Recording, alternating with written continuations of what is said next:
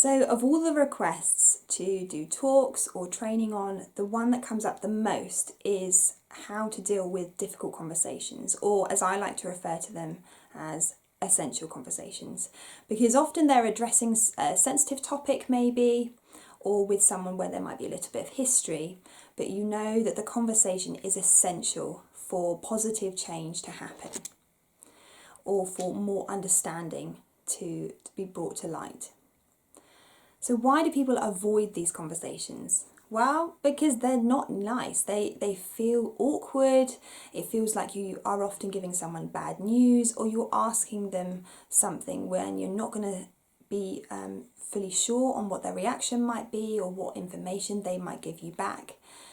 It's awkward. And it's so easy to ask that first question: what happens if I have this conversation? And often our brain can go into that spiral of all the negative possibilities that can happen if we have this conversation.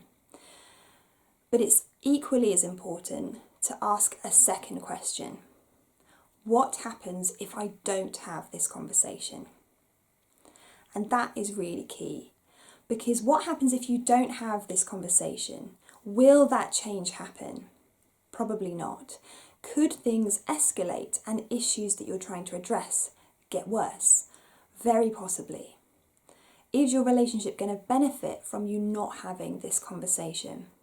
Well, if it's something that you have stewed on, if it's something that you know is affecting your relationship or affecting them because you're not discussing this, then yes, it will have an impact on your relationship, whether that's a working relationship or a personal one, because resentment builds.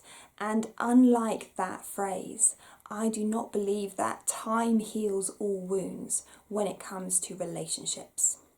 Because so often if we don't have that conversation, instead of things improving or time making things better or changing people's minds, what can happen sometimes is that people's emotions cool down a little bit and then they can think through things clearly. But what often happens is that they get embedded in their idea of what has happened, their idea and perspective on what you're intending, and it's harder to break that if there are some misunderstandings that have gone on, or there's some misinformation or missing information. By not having those conversations, it can do damage to relationships. And in the workplace, by not having those conversations, people around the person, if they feel like their behaviour or conduct needs addressing, if they don't see that being done, it can have a detrimental impact on the trust they have in your capability to manage and support them as a team moving forwards.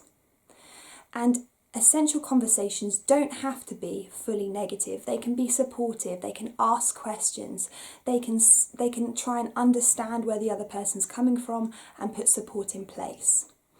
But without having those essential conversations, people may act on information which is either untrue or missing information, only the half-truths.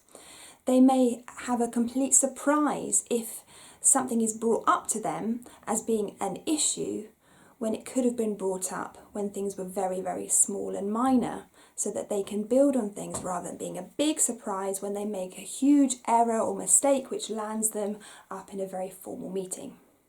Having those essential conversations before things get big means that you're more likely to develop a relationship of trust, of support, and of understanding what the expectations are.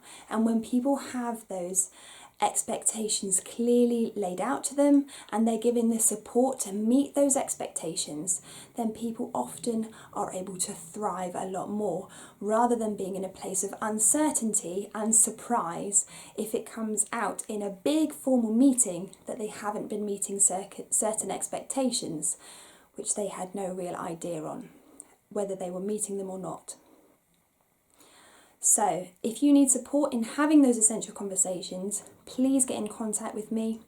I would love to support your business and make sure that those relationships are peaceful and as productive and positive as possible in your workplace. I hope that's been helpful. Have a great day.